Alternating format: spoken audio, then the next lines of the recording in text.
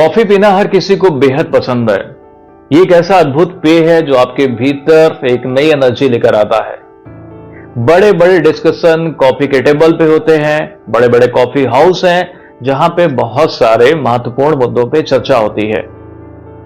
बहुत सारे शो हैं जो कॉफी को लेकर ही बनाए गए हैं।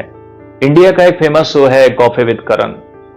तो इस तरीके से आप जानते हैं कि कॉफी आपके समाज के साथ साथ आपकी रग रग में रची बसी है।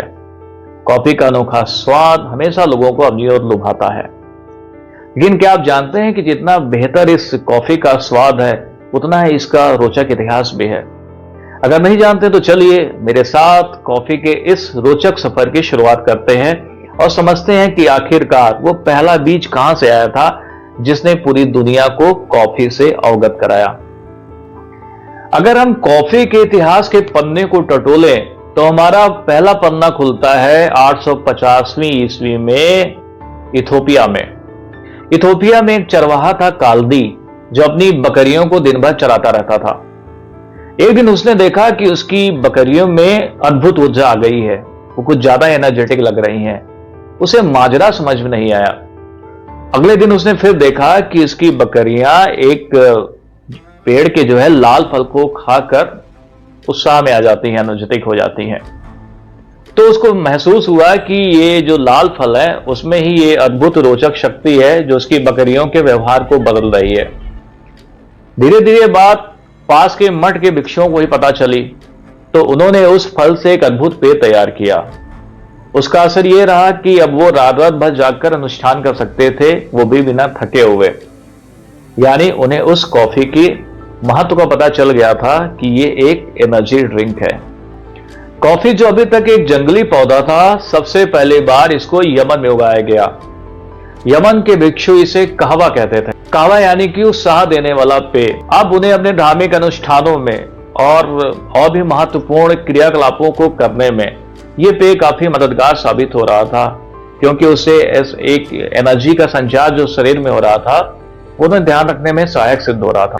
15वीं और 16वीं शताब्दी में धीरे धीरे कॉफी का विस्तार हुआ। कॉफी अब मक्का, काहिरा इत्यादि जगहों पे फैल गई। वहां पे कहवा हाउस बनने लगे और ये कहवा हाउस जो है व्यापार के प्रमुख केंद्र बन गए। ये कहवा हाउस ठीक वैसे ही थे जैसे आजकल के कॉफी हाउस होते हैं। 17वीं शताब्दी यूरोप में अद्भुत साहसिक समुद्री यात्राओं के नाम है, जहां पे यूरोप के बड़े बड़े व्यापारी समुद्री मार्ग के जरिए बड़े बड़े जहाज लेकर निकले और उन्होंने दुनिया में नई नई अद्भुत चीजों की खोज की। उसी में शामिल था कॉफी का ये बीज भी, जो वो अपने यात्रा के दौरान यूरोप में लेकर आए। सबसे पहले यूरोप में कॉफी वेनिस यानी कि इटली में प्रसिद्ध हुई और इसे डार्क वेनेशियन ड्रिंक कहा जाता था। कुछ धार्मिक समूहों ने इसे शैतान का पेय भी कहा। क्योंकि इसकी अद्भुत जो ऊर्जा क्षमता थी वो उनको शायद पच नहीं रही थी। बाद में पोप क्लेमेंट 8वें ने इसे एक स्वादिष्ट पेय बताकर इसे वैधता प्रदान की, जिसके बाद फिर ये पूरे यूरोप में कॉफी लोकप्रियता में कई कदम आगे निकल गई। 17वीं शताब्दी के अंत में पेरिस और लंदन जैसे शहरों में कॉफी हाउस युग का शुभारंभ हुआ। ये कॉफी हाउस कला, संस्कृति, व्यापार, राजनीति के बड़े बड़े केंद्र बन गए, जहां व्यापक मुद्दों पे चर्चा होती थी। यहां चर्चाओं का इतना ज्यादा महत्व था कि लंदन स्टॉक एक्सचेंज और न्यूयॉर्क की वॉल स्ट्रीट की शुरुआत भी इसी कॉफी हाउस में डिस्कशन के बाद हुई।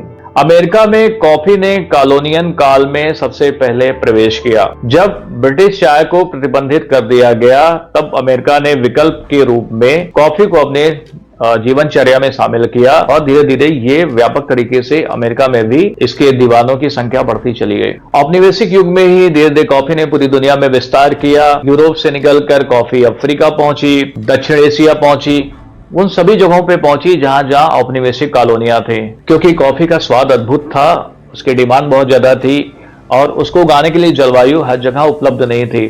तो जिस भी औपनिवेशिक कॉलोनी में वैसी जलवायु पाई गई तो वहां पे कॉफी को उगाया गया। भारत में कॉफी की बात की जाए तो इसका इतिहास 400 साल पहले से शुरू होता है। 16वीं शताब्दी के अंत में एक बाबा बुदन नाम के सूफी संत थे। वो मक्का की यात्रा पर गए थे, जहां पर वो इस अद्भुत कॉफी से परिचित हुए। उन्होंने यमन से 7 बीजों को चुरा लिया और चुरा कर भारत चले आए।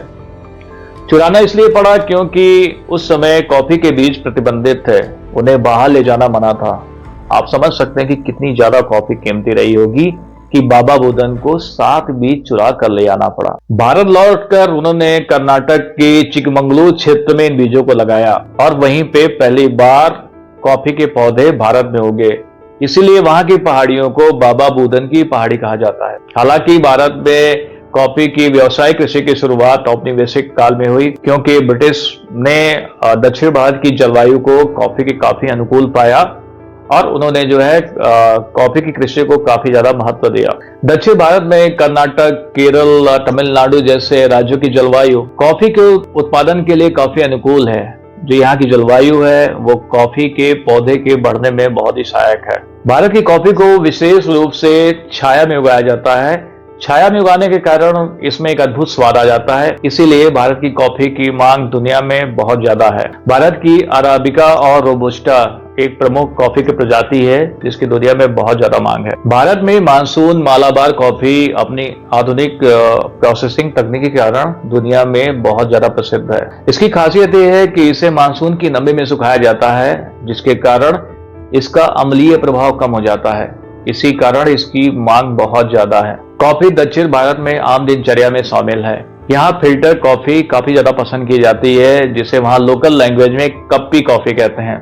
दक्षिण भारत के अलावा कॉफी पूरे भारत में बहुत ज्यादा प्रसिद्ध है। हर किसी को इसका अनोखा स्वाद कॉफी ज्यादा भाता है। तो ये थी कॉफी की कहानी जो मैंने आपके सामने रखी। इसमें 2 प्रमुख किरदार हैं।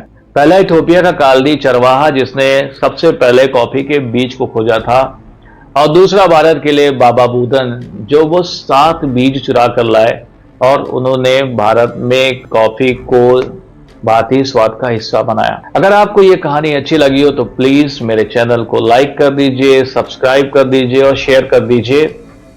ये था कॉफी का सफर। अगले सफर में हम एक नई कहानी लेकर आएंगे और उम्मीद करते हैं कि आप फिर मुझे ऐसा ही प्यार देंगे। तब तक के लिए नमस्कार।